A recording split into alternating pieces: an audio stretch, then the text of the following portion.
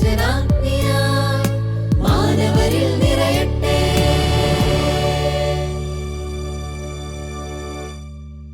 പിതാവിനും പുത്രനും പരിശുദ്ധ റൂഹായിക്കും സ്തുതി. നമ്മുടെ മേൽ തൻ്റെ കരുണയും മനോഗുണവും വർദ്ധിക്കുമാറാകട്ടെ. ആമീൻ. കർത്താവിനാൽ സ്നേഹിക്കപ്പെട്ട വാത്സല്യമുള്ള ദൈവമക്കളെ, ഒരു വാക്ക് പ്രാർത്ഥിച്ച് സമർപ്പിച്ചുകൊണ്ട് ഈ പരിശുദ്ധമായ വചന ശുശ്രൂഷയിലേക്ക് നമുക്ക് പ്രവേശിക്കാം. ഓരോ പ്രിയപ്പെട്ടവരും അവരിയ്ക്കുന്ന ഇടങ്ങളിലിരുന്ന് ഒരു വാക്ക് ചേർന്ന് പ്രാർത്ഥിക്കുക. നമ്മുടെ കർത്താവിൻ്റെ തിരുസാന്നിധ്യം ഉൾക്കണ്ണുകളാൽ നമുക്ക് കാണാം. കാൽവരിയുടെ ഉന്നതങ്ങളിൽ പരിശുദ്ധ ബലിയായി അർപ്പിക്കപ്പെട്ട് അടക്കപ്പെട്ട് ഉയർത്തെഴുന്നേറ്റ് തേജോമയനായി ജീവിക്കുന്ന കർത്താവ്, അവൻ്റെ പഞ്ചമുറിവുകളെ നമുക്ക് ധ്യാനിച്ചുകൊണ്ട് ആ കർത്താവിൻ്റെ കരങ്ങളിലേക്ക് വചനം കേൾക്കുന്ന നമ്മെയും വചനം പ്രസ്താവിക്കുന്ന അച്ഛനെയും നാം എല്ലാവരെയും സമർപ്പിക്കാം. സർവശക്തനായ സർവവല്ലഭനായ ദൈവമേ, ജീവനുള്ള ജീവിപ്പിക്കുന്നതിൻ്റെ വചനം കേൾപ്പിക്കുവാൻ, കേൾക്കുവാൻ, ധ്യാനിക്കുവാൻ നിൻ്റെ പരിശുദ്ധാത്മാവിൽ ഞങ്ങളെല്ലാവരെയും ശക്തിപ്പെടുത്തണമേ, സഹായിക്കണം. കർത്താവേ, നിൻ്റെ നാം മഹത്വപ്പെടുവാൻ, ആരാധ്യമായി തീരുവാൻ മാത്രമായി തീരണമേ. അമ്മേ, മാതാവേ, വിശുദ്ധന്മാരെ പ്രാർത്ഥിക്കണമേ. യേശു മിശിഹായുടെ നാമത്തിൽ തന്നെ ആമീൻ. പ്രിയപ്പെട്ടവരെ, പരിശുദ്ധ യാക്കോബായ സുറിയാനി സഭയുടെ കീഴിലത്തുള്ള സെൻറ് തോമസ് ധ്യാന കേന്ദ്രത്തിൽ നിന്ന് ദൃശ്യമാധ്യമത്തിലൂടെ ഈ വചനം പങ്കുവയ്ക്കുവാനായിട്ട് പ്രാർത്ഥിച്ച് അച്ഛൻ നിൽക്കുകയാണ്. നിങ്ങളെല്ലാവരും പ്രാർത്ഥനാപൂർവ്വം സംബന്ധിക്കുക. എല്ലാവരെയും ശുശ്രൂഷയിലേക്ക് സ്വാഗതം ചെയ്യുന്നു. ദൈവത്തിൻ്റെ തിരുനാമം മഹത്വപ്പെടുമാറാകട്ടെ. ഇന്ന് നിങ്ങളോട് പറയുവാനായിട്ട് നിർദ്ദേശിക്കപ്പെട്ടിട്ടുള്ളത് നമ്മുടെ കർത്താവിൻ്റെ മഹത്വകരമായ ഉയർത്തെഴുന്നേൽപ്പിനെക്കുറിച്ചുള്ള ഒരു സന്ദേശമാണ്. കർത്താവിൻ്റെ ഉയർത്തെഴുന്നേൽപ്പ് പെരുന്നാളിൽ വിശുദ്ധ നോമ്പോടുകൂടെ വലിയ നോമ്പ്, കഷ്ടാനുഭവ ആഴ്ചയുടെ ധ്യാനം, തുടർന്നുള്ളവൻ്റെ ഉയർത്തെഴുന്നേൽപ്പ് പെരുന്നാളിൻ്റെ ആ ദിവ്യ അനുഭവങ്ങളിലേക്ക് നമ്മൾ കടന്നു വരികയാണ്. ആണ്ടുതോറും എന്ന് പറയുന്ന പദം ഒട്ടും എനിക്ക് ഇഷ്ടമുള്ളതല്ല. ആണ്ടുതോറും നമ്മളിത് ആചരിക്കുന്നെങ്കിലും നമ്മുടെ ജീവിതത്തിൽ വീണ്ടും വീണ്ടും തൊട്ടുണർത്തുന്ന ഉണർവിൻ്റെ ദിവ്യതലങ്ങളിലേക്ക് ഈ ഓരോ ശുശ്രൂഷകളും നമ്മളെ കൊണ്ടെത്തിക്കുകയാണ്. നമ്മുടെ കർത്താവ് ജനിച്ചു, പ്രവർത്തിച്ചു, യാഗമായി അർപ്പിക്കപ്പെട്ടു, അടക്കപ്പെട്ടു, ഉയർത്തെഴുന്നേറ്റ് ജീവിക്കുന്നു. ദാവീദിന്റെ സന്തതിയായി ജനിച്ച്, പ്രവർത്തിച്ച്, മരിച്ച്, അടക്കപ്പെട്ട്, ഉയർത്തെഴുന്നേറ്റ് ജീവിക്കുന്ന യേശുവിനെ ഓർത്തുകൊള്ളുവീൻ, അതാകുന്നു എൻ്റെ സുവിശേഷമെന്ന് പൗലോസ് പറഞ്ഞ ആ വചനം ധ്യാനിച്ചു പോവുകയാണ്. അപ്പോൾ ഉയർത്തെഴുന്നേറ്റ് ജീവിക്കുന്ന യേശു, ഇതിന് പുതിയ നിയമത്തിലെ പ്രത്യേകിച്ച് സുവിശേഷകന്മാരുടെ അതുപോലെ അപ്പോസ്തലന്മാരുടെ ലേഖനങ്ങളിൽ ഒക്കെയും കർത്താവ് ഉയർത്തെഴുന്നേറ്റ് ജീവിക്കുന്നതിനെക്കുറിച്ച് ധാരാളം പരാമർശനങ്ങൾ നമ്മൾ പഠിക്കുന്നുണ്ട്, പഠിപ്പിച്ചുകൊണ്ടിരിക്കുന്നവരാണ്. ഇന്ന് ഹാജരാക്കുന്നത് വിശുദ്ധ മർക്കോസിൻ്റെ സുവിശേഷം 16-ാം അധ്യായത്തിൻ്റെ 10-ാമത്തെ വചനമാണ്. അവൾ ചെന്ന് അവരോടുകൂടെ ഇരുന്നവരായി ദുഃഖിച്ചും കരഞ്ഞും കൊണ്ടിരുന്നവരോട് അറിയിച്ചു. ഈ വചനത്തിൻ്റെ ആ കോണ്ടെക്സ്റ്റ് കൂടെ നമ്മൾ മനസ്സിലാക്കുമ്പോഴാണ് ഈ വചനത്തിൻ്റെ മുഴുവൻ ആശയം നമുക്ക് മനസ്സിലാവുന്നത്. അവൾ ചെന്ന് എന്ന് പറയുന്ന അവൾ മഗ്ദലക്കാരത്തി മറിയയാണ്. മഗ്ദലക്കാരത്തി മറിയ ചെന്ന് യേശുവിനോടുകൂടി ഇരുന്നവരായി, യേശുവിൻ്റെ അപ്പോസ്തലന്മാരെ ഉദ്ദേശിച്ചാണ്, ദുഃഖിച്ചും കരഞ്ഞും കൊണ്ടിരുന്ന അവരോട് അറിയിച്ചു എന്ന് പറയുമ്പോൾ യേശുവിൻ്റെ ഉയർത്തെഴുന്നേൽപ്പിനെ കുറിച്ച് അറിയിച്ചു എന്നാണ്. അപ്പോൾ കർത്താവിനോടുകൂടെ രാപ്പകലുകൾ ചെലവഴിച്ചിരുന്ന, ഊണിലും ഉറക്കത്തിലും അവനോടുകൂടി ഇരുന്ന് അവൻ്റെ സ്നേഹിക്കപ്പെട്ട അപ്പോസ്തലന്മാരോട് ഇതാ ഈ മഗ്ദലക്കാരത്തി മറിയാം, അവൾ ചെന്നാണ് ഉയർത്തെഴുന്നേറ്റ സന്ദേശം അറിയിക്കുന്നത് എന്നർത്ഥം. ദൈവത്തിന് സ്തോത്രം. അവർക്കൊരു പ്രത്യേകതയുണ്ടായിരുന്നു. അവരെങ്ങനെയാണ് ദുഃഖിച്ചും കരഞ്ഞും കൊണ്ടിരിക്കുന്നവരായിരുന്നു. തങ്ങളുടെ ആത്മമിത്രമായി, ആത്മനാഥനായി ഈ മശിഹ ഇതാ മരിച്ചു, ഗോകുൽഥായിൽ മരിച്ചു, അടക്കപ്പെട്ടു എന്ന് അവരറിയുന്നു. അവൻ്റെ ക്രൂശീകരണത്തോളം അവർ പോയി. ക്രൂശിന്മേൽ കിടക്കുന്നവനെ കണ്ടു, അവനെ അടക്കം ചെയ്ത് അവരറിഞ്ഞു. എന്നാൽ അവരുടെ മാനുഷികമായ ബുദ്ധിയിൽ അതെല്ലാം തീർന്നു എന്നാണ് അവർ വിചാരിച്ചത്. യേശു മുൻപ് പറഞ്ഞിരുന്ന പ്രവചനങ്ങളെക്കുറിച്ച് ഗ്രഹിപ്പാൻ അവർക്ക് പ്രാപ്തി ഉണ്ടായിരുന്നില്ല. യേശു ഇതെല്ലാം അവരോട് പറഞ്ഞിട്ടുണ്ടായിരുന്നു. പക്ഷേ ആ പറഞ്ഞതൊന്നും ഗ്രഹിക്കുവാൻ പരിഗ്രഹിക്കുവാൻ അവർക്ക് പ്രാപ്തിയില്ലായിരുന്നു. അവരൊക്കെ അതെല്ലാം വിസ്മരിച്ചുകൊണ്ട് അവരുടെ ജീവിതത്തിൻ്റെ പ്രായോഗിക തലങ്ങളിലേക്ക്, ജീവിത സന്ധാരണത്തിലേക്ക് ഇനി എങ്ങനെ ജീവിക്കും, എങ്ങനെ മുന്നോട്ട് എന്നുള്ളതായി വ്യാകുലതയിൽ ആയിരിക്കുമ്പോൾ തന്നെ യേശുവിൻ്റെ ആ മരണത്തെക്കുറിച്ച് അവരെ ദുഃഖിച്ചും കരഞ്ഞും കൊണ്ടും ഇരിക്കുകയാണ്. അപ്പോൾ ഈ സന്ദർഭത്തിൽ ഉയർത്തെഴുന്നേൽപ്പിൻ്റെ സന്ദേശമായിട്ട് അച്ഛന് പങ്കുവയ്ക്കാനുള്ളത്, ദുഃഖിച്ചും കരഞ്ഞും ഇരിക്കുന്നവർക്ക് സന്തോഷത്തിൻ്റെ പ്രത്യാശയുടെ ദൂത് പകർന്നിരിക്കുന്നു എന്നുള്ളതാണ്. ദൈവത്തിന് സ്തോത്രം. പ്രിയപ്പെട്ടവരെ, യേശു മരിച്ചവരിൽ നിന്ന് ഉയർത്തെഴുന്നേറ്റു. ഒരു വിശ്വാസിയുടെ ജീവിതത്തിൽ ഏറ്റവും അധികമായി അവൻ ഉറച്ച് വിശ്വസിക്കേണ്ടത് യേശുവിൻ്റെ ഉയർത്തെഴുന്നേൽപ്പിനെ കുറിച്ചാണ്. ലോകമഹാന്മാരെല്ലാം മരിച്ചുപോയി. ലോകത്തുണ്ടായിട്ടുള്ള സകല മഹാന്മാരും മനുഷ്യരും മരിച്ചുപോയി. അവരെല്ലാം അടക്കപ്പെട്ടവരുടെ കല്ലറയിൽ അവരുടെ ശരീരധൂളികൾ ശേഷിച്ചു. അവരുടെ മൃതശരീരത്തിൻ്റെ അംശങ്ങൾ അവരവർ അടക്കപ്പെട്ട ഇടങ്ങളിലെല്ലാം ഇന്നുമുണ്ട്. എന്നാൽ പരീക്ഷണ ഗവേഷണം നടത്തുന്ന സയൻറ്റിസ്റ്റുകൾ യേശുവിനെ അടക്കം ചെയ്തിട്ടുള്ളതായ കല്ലറയിൽ ചെന്ന് ആ കല്ലറ പരിശോധിച്ചപ്പോൾ അവർ അത്ഭുതപ്പെട്ടു പോയി. യേശുവിൻ്റെ ശരീരം അവിടെ മണ്ണോട് മണ്ണ് ചേർന്നിട്ടില്ല. യേശുവിൻ്റെ ശരീരത്തിൻ്റെ യാതൊരു അംശവും മണ്ണിൽ കാണാനില്ല. അവരെ ശാസ്ത്രദൃഷ്ട്യ അവർ പ്രഖ്യാപിക്കേണ്ടി വന്നു, പ്രസ്താവിക്കേണ്ടി വന്നു, യേശു ഇവിടെ ഇല്ല, യേശു ഉയർത്തെഴുന്നേറ്റു എന്ന്. പ്രിയപ്പെട്ടവരെ, അങ്ങനെ സയൻറ്റിഫിക്കായി ശാസ്ത്രീയമായി പോലും യേശുവിനെ അടക്കം ചെയ്ത കല്ലറയിൽ നിന്ന് യേശു ഉയർത്തെഴുന്നേറ്റു എന്ന് ലോകം അംഗീകരിക്കേണ്ടതും വിശ്വസിക്കേണ്ടതുമായിട്ട് വന്നു. വിശ്വാസികൾ മാത്രമല്ല, ഈ ലോകത്തുള്ള സകല മനുഷ്യരും വിശ്വസിക്കാൻ തക്കവണ്ണം ശാസ്ത്രീയ ബോധ്യത്തോടെ നമുക്ക് ഉദ്ഘോഷിക്കുവാനുള്ളത് യേശു ഉയർത്തെഴുന്നേറ്റു എന്നുള്ള ആ സത്യം തന്നെയാണ്. അതുകൊണ്ട് ഏതൊരു വിശ്വാസിയും യേശുവിൻ്റെ തിരുജനനം, യേശുവിൻ്റെ മനുഷ്യാവതാര പ്രവർത്തനങ്ങൾ, യേശുവിൻ്റെ പീഡനം, കാൽവറി യാഗം ഇത്രത്തോളം വന്നു കഴിഞ്ഞാൽ യേശുവിനെ അടക്കി യേശു ഉയർത്തെഴുന്നേറ്റതും കൂടെ വിശ്വസിക്കേണ്ടിയിരിക്കുന്നു. അപ്പോൾ നമ്മുടെ പ്രതിപാദ്യ വിഷയം, ഇന്നത്തെ ചിന്താവിഷയം യേശു ഉയർത്തെഴുന്നേറ്റു എന്നുള്ളതാണ്. ദൈവത്തിന് സ്തോത്രം. നമ്മുടെ പിതാക്കന്മാരുടെ പ്രാർത്ഥനകളിൽ, എഴുത്തുകളിൽ, ധ്യാനങ്ങളിൽ എല്ലാം നമ്മളെ പഠിപ്പിക്കുന്നത്, ഉറപ്പിച്ച് പഠിപ്പിക്കുന്നത് യേശു മരിച്ച് അടക്കപ്പെട്ട് മരണത്തെ ജയിച്ച ജയാളിയായി അവൻ ഉയർത്തെഴുന്നേറ്റ് ജീവിക്കുന്നു എന്നുള്ളതാണ്. ദൈവത്തിന് സ്തോത്രം. ഇന്ന് നമുക്ക് 2-3 ചിന്തകൾ പങ്കുവെച്ചുകൊണ്ട് ഈ ഭാഗം അവസാനിപ്പിക്കാം. യേശു ഉയർത്തെഴുന്നേറ്റത് കൊണ്ട് നമ്മുടെ വിശ്വാസ ജീവിതത്തിന് എന്താണ് നന്മയും അല്ലെങ്കിൽ നേട്ടവും അല്ലെങ്കിൽ അനുഗ്രഹവും ഉണ്ടായിട്ടുള്ളത്? ഒന്നാമത്, യേശു ഉയർത്തെഴുന്നേറ്റു എന്നുള്ളത്, ഇതാ നോക്കൂ, ശിഷ്യന്മാർ അവരേറ്റവും ഭയപ്പെട്ടിരിക്കുകയായിരുന്നു. അവരെ കരഞ്ഞുകൊണ്ടിരിക്കുകയായിരുന്നു. ദുഃഖിച്ചും കരഞ്ഞുകൊണ്ടിരിക്കുന്നവരുടെ ദുഃഖവും കരച്ചിലും അവർ വിട്ടുപോയി. യേശുവിൻ്റെ സന്തോഷ വാർത്ത അവർ സന്തോഷിപ്പിച്ചു.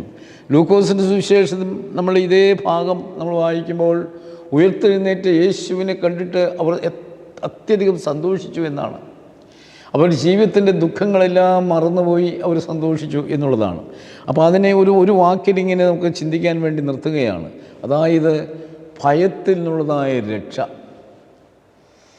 നമ്മുടെ ജീവിതത്തിൻ്റെ, മാനുഷിക ജീവിതത്തിൻ്റെ നമ്മളെ ഗ്രസിച്ചിരിക്കുന്ന മാനുഷിക ഭയങ്ങളിൽ നിന്ന്, എല്ലാ ഭയങ്ങളിൽ നിന്നും ഉദ്ധിതനായ ക്രിസ്തു നമുക്ക് വിടുതൽ തരുന്നു എന്നുള്ളതാണ്.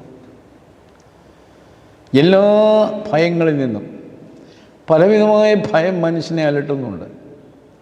മരണത്തെക്കുറിച്ചുള്ളതായ ഭയമുണ്ട്, മനുഷ്യനെ കുറിച്ചുള്ളതായ ഭയമുണ്ട്. അങ്ങനെ മരണവും ഭയവും, എന്ത് രോഗം വന്നേക്കാം എന്ന് കരുതി ആകുലചിത്തയോടെ ഇരിക്കുന്നവരുണ്ട്. എന്ത് തിന്നും എന്ത് കുടിക്കും വിചാരിച്ച് സങ്കടപ്പെട്ട് കരഞ്ഞ് വിലപിച്ചിരിക്കുന്നവരുണ്ട്. ജീവിതത്തിൽ വരാൻ പോകുന്ന പല കഷ്ടനഷ്ടങ്ങളെക്കുറിച്ച് മുന്നമേ ചിന്തിച്ച് വ്യാകുലപ്പെടുന്നവരുണ്ട്. കുടുംബജീവിതത്തിൽ പല ദുഃഖാർത്ഥരായി കഴിയുന്ന ആളുകളുണ്ട്. അങ്ങനെ മനുഷ്യനെ പൊതുവിൽ പറഞ്ഞാൽ അവനെ ഭയം അലട്ടുകയാണ്. ഈ ഭയത്തിൽ നിന്ന്, മരണഭയത്തിൽ നിന്ന്, രോഗത്തിൻ്റെ ആ പിടിയിൽ നിന്ന്, ഭയത്തിൽ നിന്ന് അങ്ങനെ ജീവിതത്തിൻ്റെ നാനാ അവസ്ഥാന്തരങ്ങളുടെയും ഭയഭാരങ്ങളിൽ നിന്ന് ഉയർത്തെഴുന്നേറ്റ ക്രിസ്തു നമുക്ക് വിടുതൽ തരുന്നു എന്നുള്ളതാണ് പ്രധാന വിഷയം.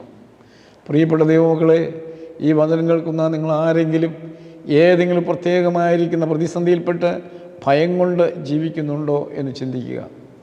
നമ്മൾ ഈ ദിവസങ്ങളിൽ ന്യൂസ് പേപ്പറിൽ ദൃശ്യമാധ്യമങ്ങളിലൂടെ ഒക്കെ കേൾക്കുകയും കാണുകയും ചെയ്യുന്നത് വലിയൊരു കൂട്ടം മനുഷ്യർ ഭയത്തിൻ്റെ പിടിയിലാണ് എന്നുള്ളതാണ്. ഓരോ മനുഷ്യരുടെ കുടുംബജീവിതത്തിൽ പല കാര്യങ്ങൾ ഭയപ്പെട്ടുകൊണ്ടിരിക്കുകയാണ്. അവരുടെ കുടുംബജീവിതത്തിൻ്റെ തകർച്ച, മദ്യപാനിയായിരിക്കുന്ന ഭർത്താവ്, ലഹരി ഉപയോഗിക്കുന്ന മക്കൾ, അനുസരണമില്ലാത്ത കുടുംബജീവിതം, ഇതിൻ്റെ എല്ലാം ചുറ്റുപാടിൽപ്പെട്ടിട്ട് എങ്ങനെ ജീവിക്കുന്നു കരുതി ഭയപ്പെടുകയാണ് മനുഷ്യർ. ഈ ഭയപ്പെടുന്നവർക്ക് ഒരു സന്ദേശം, ഉയർത്തെഴുന്നേറ്റ യേശുവിൻ്റെ ഉയർപ്പിനിൽ നിന്ന് കിട്ടുന്ന സന്ദേശം ഭയപ്പെടേണ്ട എന്നുള്ളതാണ്. ദൈവത്തിന് സ്തോത്രം. ഭയപ്പെടരുത്. ക്രിസ്തു ഭയത്തിൽ നമുക്ക് വിമുക്തി നൽകുന്നു. ഉയർത്തെഴുന്നേറ്റ് ജീവിക്കുന്ന യേശു എല്ലാവിധമായ ഭയത്തിൽ നിന്നും, ഭയത്തിൻ്റെ ആ അവസ്ഥാന്തരങ്ങളിൽ നിന്നും ഒരു ദൈവവേദന ശക്തമായ വിടുതൽ, സന്തോഷം നൽകുന്നു എന്നുള്ളത് അതാണ് നമ്മുടെ ഉൾത്താരുകളിൽ, അതാണ് നമ്മുടെ ജീവിതത്തെ നിരസിക്കേണ്ടത്, ഭരിക്കേണ്ടത്, അതാണ് തായിയായ വിഷയം എന്നോർത്തിരിക്കുക. വിശുദ്ധ വേദപുസ്തകത്തിൽ 365 പ്രാവശ്യം എന്ന് പറയും, 366 പ്രാവശ്യം എന്നാണ് ഭക്തന്മാർ പറയുന്നത്. 365 ദിവസത്തിൽ 366 പ്രാവശ്യവും ഭയപ്പെടേണ്ട, ധൈര്യപ്പെടുവീൻ എന്നാണ്. ഭയപ്പെടേണ്ട.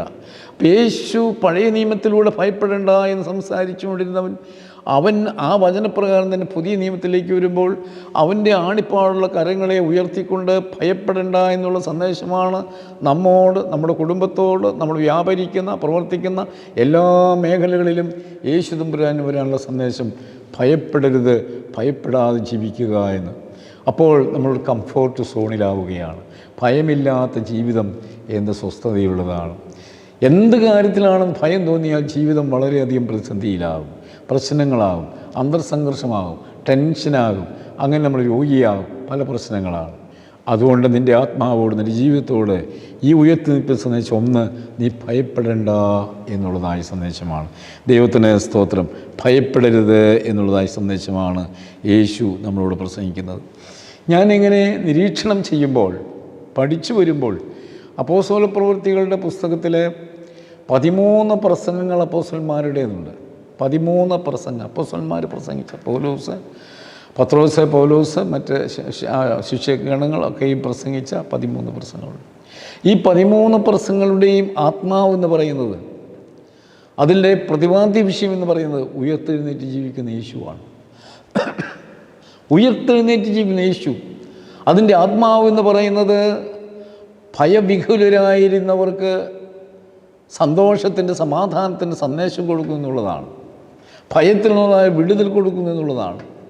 അപ്പോൾ ഈ ശുശ്രൂഷകളിൽ, ഈ പ്രസംഗങ്ങളിലെല്ലാം, ഈ പ്രാർത്ഥനകളെല്ലാം പരിശോധിച്ചു വരുമ്പോൾ അതിലെല്ലാം കിട്ടുന്ന സന്ദേശം ഭയപ്പെടരുത്, ഒന്നിനെയും ഭയപ്പെടരുത്.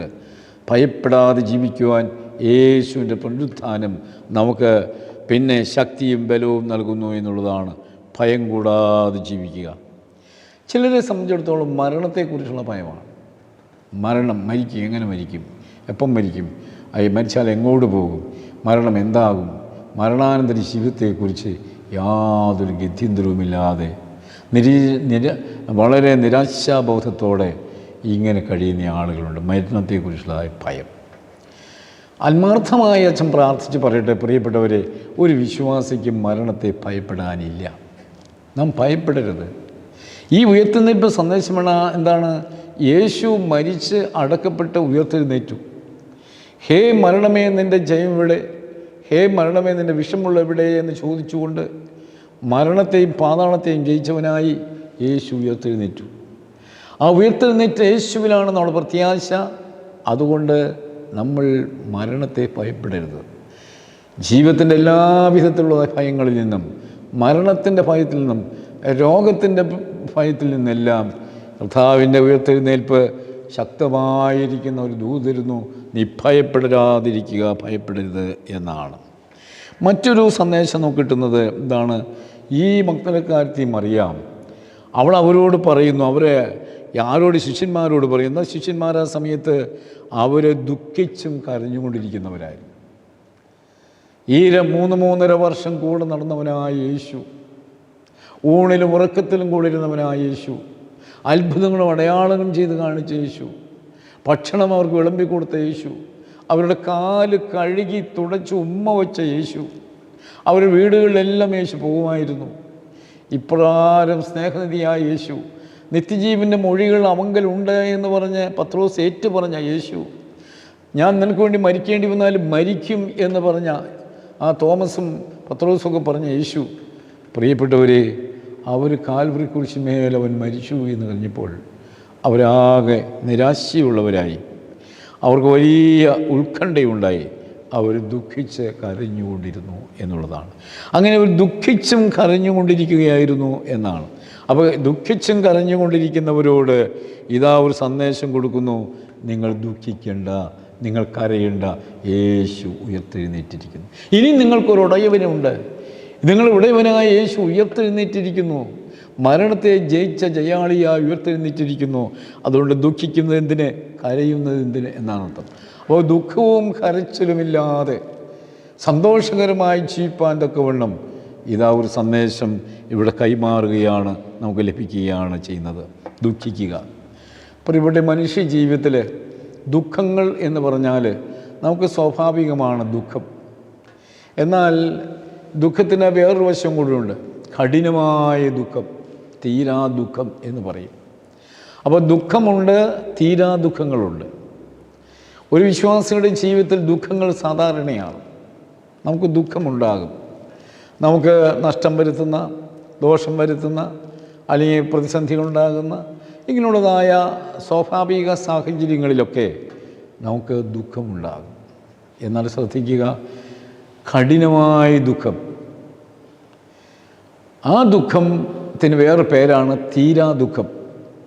അപ്പോൾ തീരാ ദുഃഖം ഒരു ദൈവമക്കൾക്കുണ്ടാകാൻ പാടില്ല. തീരാ ദുഃഖം, തീരാ ദുഃഖം എന്ന് പറഞ്ഞാൽ എങ്ങനെയാണ് മനസ്സിലാക്കേണ്ടത്?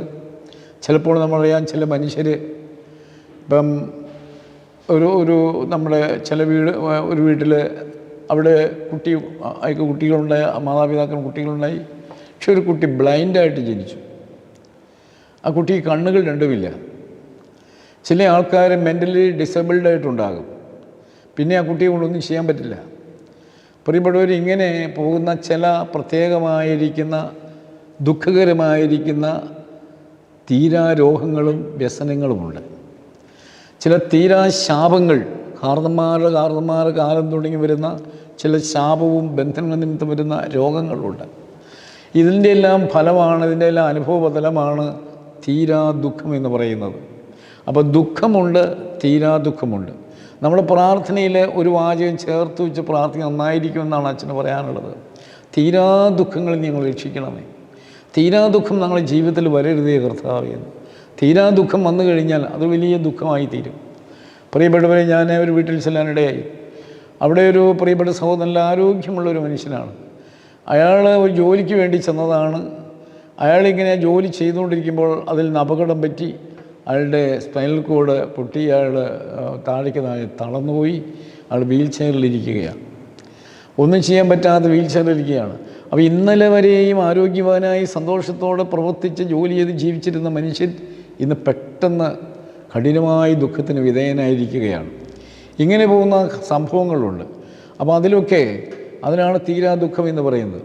ഏത് തീരാ ദുഃഖമാണെങ്കിലും ഈ തീരാ ദുഃഖങ്ങളിൽ സന്തോഷം പകരാനായിട്ട് പരിശുദ്ധാത്മാവിന് കഴിയും. ആ തീരാ ദുഃഖത്തിൻ്റെ കെടുതിയിൽ പോലും യേശുവിനെ നീ അറിയുന്നെങ്കിൽ, യേശുവിൽ വിശ്വസിക്കുന്നെങ്കിൽ, യേശുവിൻ്റെ സമീപത്തേക്ക് വരുന്നെങ്കിൽ, നിൻ്റെ പാപങ്ങൾ, തെറ്റുകളെല്ലാം ഒരു സത്യകുംഭസാരത്തോടെ ഏറ്റു പറഞ്ഞ്, കർത്താവേ നീ എനിക്ക് മതിയായവനാണ്, എന്നെ സഹായിക്കണമെന്ന്, അനുഗ്രഹിക്കണമെന്ന് യേശുവിനോട് പ്രാർത്ഥിക്കുന്നെങ്കിൽ, ഈ തീരാ ദുഃഖത്തിൻ്റെ നടുവിലും നിന്നിലേക്ക് പരിശുദ്ധാത്മാവ് വന്ന് നിനക്ക് സന്തോഷകരമായ ഒരു ജീവിത പശ്ചാത്തലം, ജീവിതാനുഭവം ഉണ്ടാക്കിത്തരും. അത് പ്രത്യേകം ഓർത്തിരിക്കുക. ഞാൻ പറഞ്ഞു വന്നത്, ഇതുപോലുള്ളതായ തീരാ ദുഃഖങ്ങളുണ്ട്. ദുഃഖമുണ്ട്, തീരാ ദുഃഖമുണ്ട്. അപ്പോൾ നമുക്കൊരു പ്രാർത്ഥന, കർത്താവേ തീരാ ദുഃഖങ്ങൾ നീ രക്ഷിക്കണമേ എന്ന്. ഇവിടെ അപ്പോസ്തലന്മാർ ദുഃഖിച്ചു. യേശുവിൻ്റെ മരണത്തിൽ, വേർപാടിൽ അവർ അത്യധികമായി ദുഃഖിച്ചിരിക്കുകയാണ്. ദുഃഖിച്ചാൽ പിന്നെ ഒരു കരച്ചിൽ. ദുഃഖത്തിൻ്റെ ഒരു കൂടപ്പിറപ്പ് പോലെയുള്ളതാണ് കരയുക എന്നുള്ളത്. ചിലർ വാവിട്ട് കരയും നല്ലതാണ്. അപ്പം കരച്ചിൽ, പ്രിയപ്പെട്ടവരെ, കരയുക, ദുഃഖം വന്നാൽ കരയുക, അത് നല്ലതാണ്. കരയുക എന്നുള്ളത് നമ്മുടെ മാനുഷിക ജീവിതത്തിൻ്റെ ഒരു വാസ്തവത്തിൽ മറ്റൊരു രീതിയിൽ നമ്മളൊരു അവകാശമാണ്. ദൈവസന്നിധിയിൽ കരയാൻ നമുക്ക് അവകാശമുണ്ട്. ദൈവത്തിന് സ്തോത്രം. കരഞ്ഞ് പ്രാർത്ഥിക്കുന്നത് ഒരവകാശമാണ്. നമ്മുടെ ജീവിതത്തിൻ്റെ അനുഭവ തലത്തിൽ നിന്നുകൊണ്ട് കരഞ്ഞ് കണ്ണുനീരോടെ കരയുക. നമ്മുടെ കർത്താവായ യേശു കുരിശിന്മേൽ കിടന്നുകൊണ്ട് കരഞ്ഞു എന്നല്ലേ നാം വായിക്കുന്നത്. അവൻ കരഞ്ഞ് അല്ലെങ്കിൽ ഉറക്കെ നിലവിളിച്ച് പ്രാണനെ വിട്ടു എന്നുള്ളതാണ്. അപ്പോൾ ജീവിതത്തിൻ്റെ രോഗങ്ങളോ വേദനകളോ അങ്ങനെയുള്ളതായി ദുഃഖങ്ങൾ നമ്മളെ ഗ്രസിക്കുമ്പോൾ, നമ്മിലേക്ക് വരുമ്പോൾ നമ്മൾ കരയും. പക്ഷേ ഈ കരച്ചിൽ പ്രത്യാശയുടെ കരച്ചിലാണ്. കരച്ചിൽ ഒന്ന് നിരാശയുടെ കരച്ചിലുണ്ട്, പ്രത്യാശയുടെ കരച്ചിലുണ്ട്. നമ്മുടെ കരച്ചിൽ നിരാശയുടെ കരച്ചിലാവരുത്. അയ്യോ എന്ന് വിളിക്കുന്ന നിരാശയുടെ, അതുപോലെ നമ്മളെ നിരാശപ്പെടുത്തി കളയുന്ന, ഇനി എനിക്ക് രക്ഷയില്ല, ഇനി രക്ഷപ്പെടാൻ സാധ്യമല്ല എന്ന് വിചാരിച്ചുകൊണ്ട്, ഇനി അതിനെല്ലാം ശപിച്ചുകൊണ്ട് ശാപതുല്യമായിരിക്കുന്ന നിരാശയുടെ കരച്ചിൽ, അത് ഒരു ദൈവവേദലിന് പാടില്ലാത്തതാണ്. അതുകൊണ്ട് കരച്ചിൽ ആവശ്യമാണ്. എന്നാൽ നിരാശയുടെ ദുഃഖകരമായ കരച്ചിൽ അത് അനുവദിച്ചിട്ടുള്ളതല്ല, അത് വിശ്വാസിയുടെ ജീവിതത്തിൽ ഉള്ളതല്ല എന്ന് ഓർമ്മപ്പെടുത്തുകയാണ്. ദൈവത്തിന് നന്ദിയോടെ സ്തോത്രം. അപ്പോൾ ദുഃഖവും കരച്ചിലും ഉണ്ടായിരുന്നു. നമ്മുടെ ജീവിതത്തിൽ കരഞ്ഞ് ദൈവസന്നിധിയിൽ നമ്മുടെ പ്രശ്നങ്ങൾ, ഭാരങ്ങളൊക്കെ കരഞ്ഞ് കണ്ണുനീരോട് സമർപ്പിക്കുക എന്നുള്ളത് ഒരു അനുഗ്രഹമാണ്. അപ്പോൾ അവർ ദുഃഖിച്ചു, അവർ കരഞ്ഞുകൊണ്ടിരിക്കുകയാണ്. ഈ ദുഃഖിച്ച് കരഞ്ഞുകൊണ്ടിരിക്കുന്ന സ്ലീഹന്മാരുടെ മുമ്പിലേക്ക് അവരെ ആ സമയത്ത് ബലപ്പെടുത്തുന്ന, അവർക്ക് പ്രത്യാശ കൊടുക്കുന്ന, അവരെ സജീവമാക്കുന്ന ഒരു സന്ദേശം ഇതാ ഈ പത്തനക്കാരത്തെ മറിയാം എത്തിച്ചു കൊടുക്കുകയാണ്. അതെന്താണ് എത്തിച്ചു കൊടുക്കുന്നത്? നമ്മുടെ കർത്താവ് ഉയർത്തെഴുന്നേറ്റു എന്നുള്ളതാണ്. ആ വചനത്തിൻ്റെ ഭാഗം നമ്മൾ വായിക്കുമ്പോൾ നമ്മൾ കാണുന്നത് അത് വിശ്വസിക്കാൻ ഒരുങ്ങിയില്ല എന്നുള്ളതാണ്. അവർ വിശ്വസിപ്പാൻ കഴിയുന്നില്ല എന്നുള്ളതാണ്.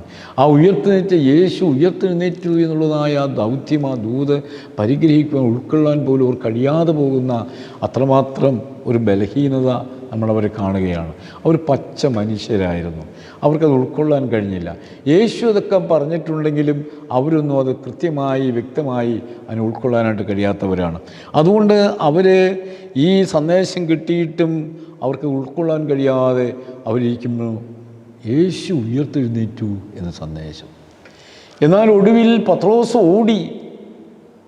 അവൻ ഓടിച്ചെന്ന് ആ കല്ലറയിലേക്ക് ചെന്ന് നോക്കി. അപ്പോൾ അവന് മനസ്സിലായി, കല്ലറയിൽ ഒന്നും കാണാൻ യേശുവിൻ്റെ ഉടുത്തിരുന്നാലും ആ വസ്ത്രം മാത്രം വച്ചിട്ട് യേശു ഇവിടെ ഇല്ല. അവൻ ഓടി അവിടുന്ന് വീണ്ടും. അപ്പോൾ യേശു ഉയർത്തെഴുന്നേറ്റു എന്നവർക്ക് മനസ്സിലായി. പ്രിയപ്പെട്ടവരെ, ഈ മഗ്ദലക്കാരത്തി മറിയാമിനാണ് യേശു ആദ്യം പ്രത്യക്ഷപ്പെട്ടത്. ദൈവത്തിന് സ്തോത്രം. അവളാണ് ഈ ദൂതെല്ലാം കൊടുക്കുന്നത്.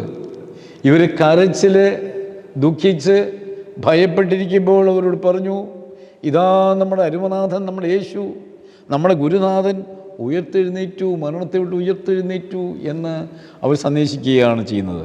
അപ്പോൾ ആ സന്ദേശം അവരിൽ ജീവിക്കുവാനുള്ള പ്രത്യാശയോടെ വാക്കി, അവരുടെ വിശ്വാസത്തെ ഉയർത്തി ജീവിക്കുവാനുള്ളതായ ഒരു വലിയ പ്രത്യാശ അവരുടെ ജീവിതത്തിലേക്ക് കടന്നു വന്നു.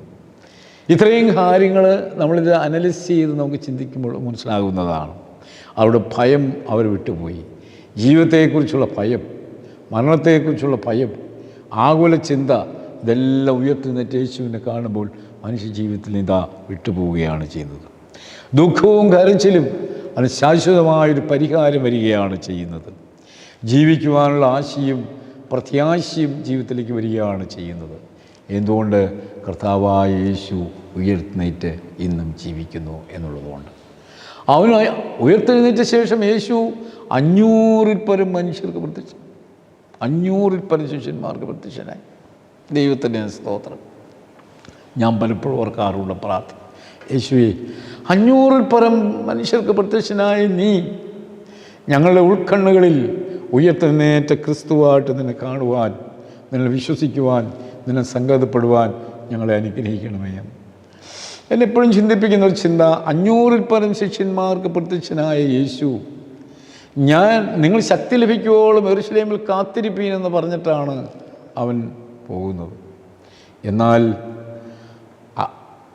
യേശു സ്വർഗ്ഗാരോഹണം ചെയ്ത് പോയി. അതിന് ശേഷം അവർ കാത്തിരിക്കുമ്പോൾ എന്താ സംഭവിച്ചത്? പരിശുദ്ധാത്മാവ് സിഹ്യോന്മാളിൽ ഇറങ്ങി വന്നു. അവനിറങ്ങി വന്നപ്പോൾ അവിടെ 120 പേരെ ഉണ്ടായിരുന്നു. 120 പേര്. 120 പേരുള്ള സംഘത്തിലേക്കാണ് പരിശുദ്ധാത്മാവ് ഇറങ്ങുന്നത്. അപ്പോൾ കാത്തിരിപ്പീനെന്ന് പറഞ്ഞ 500-ൽ പരം ശിഷ്യന്മാർ യേശുവിനെ കണ്ട്, ഉയർത്തെഴുന്നേറ്റ് യേശുവിനെ കണ്ട് വിശ്വസിച്ച് ഉറച്ചിരുന്നെങ്കിലും കർത്താവ് സന്ദേശത്തിൻ്റെ പൂർത്തീകരണത്തിന് വേണ്ടി കാത്തിരിക്കുവാനായി 120 പേരിലേക്ക് സംഖ്യ ചുരുങ്ങി എന്നതാണ്. എൻ്റെ അർത്ഥം ഒത്തിരി പേര് പിന്മാറിപ്പോയിരിക്കുമോ എന്നുള്ളതാണ്. പ്രിയപ്പെട്ടവരെ, നമ്മുടെ വിശ്വാസ ജീവിതത്തിൽ പിന്മാറിപ്പോകാതെ ഉറച്ചു നിൽക്കുവാൻ ഈ ഉയർത്തുന്ന സന്ദേശം നമ്മളെ ബലപ്പെടുത്തുകയാണ് ചെയ്യുന്നത്.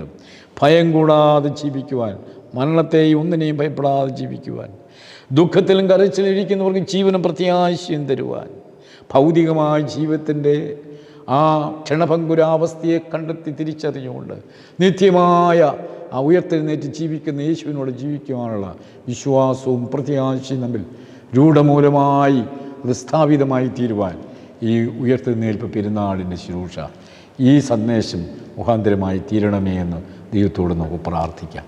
ഓരോ മക്കളും ഇരിക്കുന്ന ഇരിപ്പിടങ്ങളിൽ ഇരുന്നുകൊണ്ട് നിങ്ങൾ ഉൾക്കണ്ണുകളെ തുറന്ന് യേശുവിൻ്റെ പഞ്ചമുറിവുകളെ ധ്യാനിച്ചുകൊണ്ട്, ഉദ്ധിതനായ യേശുവിനെ ധ്യാനിച്ചുകൊണ്ട്, കർത്താവായ യേശുവേ, ഞങ്ങളുടെ ജീവിതത്തിൽ നിന്ന് ഇടപെടണമേ, നിങ്ങളുടെ വിശ്വാസം വർദ്ധിപ്പിച്ചിടണമേ, പ്രത്യാശയോട് ഞങ്ങളെ അനുഗ്രഹിക്കണമേ. നീ വലിയ മലയുടെ മുകളിൽ നിന്ന് സ്വർഗ്ഗാരോഹണം ചെയ്ത് പോകുമ്പോൾ നീ വീണ്ടും വരുമെന്നുള്ളതായ ദൗത്യം കർത്താവേ ദൂത് ഞങ്ങളിലേക്ക് പകർന്നിട്ടുണ്ട്. നിന്നെ പോകുന്നവനായി കാണുമെന്ന് ദൂതന്മാർ പ്രഖ്യാപിച്ച ആ പ്രത്യാശയുടെ അനുഭവതലത്തിലേക്ക് ഞങ്ങളെല്ലാവരെയും അനുഗ്രഹിച്ച് വഴി നടത്തണമേ എന്ന് പ്രാർത്ഥിക്കുന്നു. ജീവിതത്തിൻ്റെ തെറ്റുകൾ, പാവങ്ങൾ, കുറവുകളെല്ലാം കാരുണ്യവാനായ അവിടുന്ന് ക്ഷമിച്ച് ഞങ്ങളെ ശുദ്ധീകരിച്ച് ഉയർത്തെഴുന്നേറ്റ് യേശുവിൻ്റെ സാക്ഷ്യമുള്ള ജീവിതം നയിപ്പാൻ ഞങ്ങൾ ഓരോരുത്തരെയും അനുഗ്രഹിക്കണമേ, സഹായിക്കണമേ. സകല മനുഷ്യരുടെ നാമത്തിൽ സമർപ്പിക്കുന്നു. കൃപയോടെ കേൾക്കണമേ. ആമീൻ. എല്ലാവർക്കും നന്ദി, എല്ലാവർക്കും സന്തോഷം. ഈസ്റ്ററിൻ്റെ എല്ലാവിധമായ മംഗളങ്ങളും അനുഗ്രഹങ്ങളും നേരുന്നു. ഈസ്റ്റർ സന്ദേശം പ്രാർത്ഥനാപൂർവ്വം സമർപ്പിക്കുന്നു. ദൈവം അനുഗ്രഹിക്കട്ടെ. Praise the Lord. ഹല്ലേലൂയ.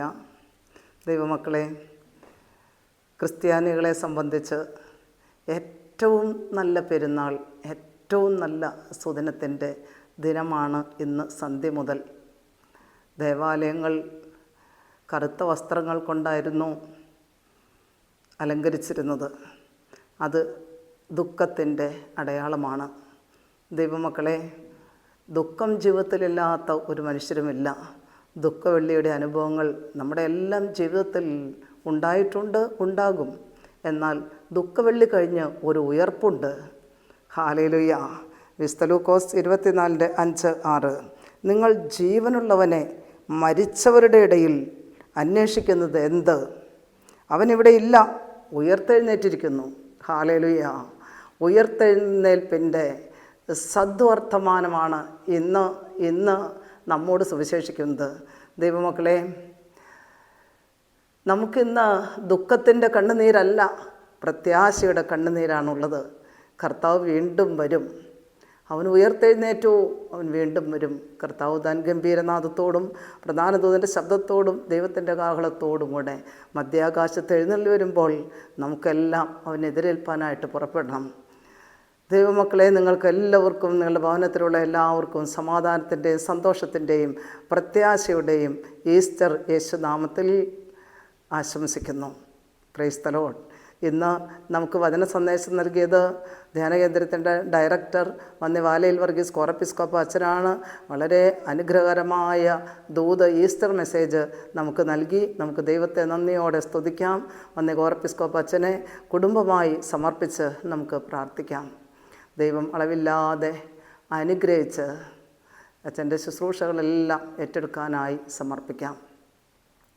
ദൈവമക്കളെ, നമുക്ക് മെയ് മാസം 7-ാം തീയതി ബുധനാഴ്ച വൈകുന്നേരം ആരംഭിച്ച് ശനിയാഴ്ച വൈകുന്നേരം അവസാനിക്കുന്ന കുടുംബ നവീകരണ ധ്യാനം കുടുംബമായി വന്ന് സംബന്ധിക്കത്തക്ക വിധത്തിൽ ക്രമീകരിച്ചിരിക്കുകയാണ്.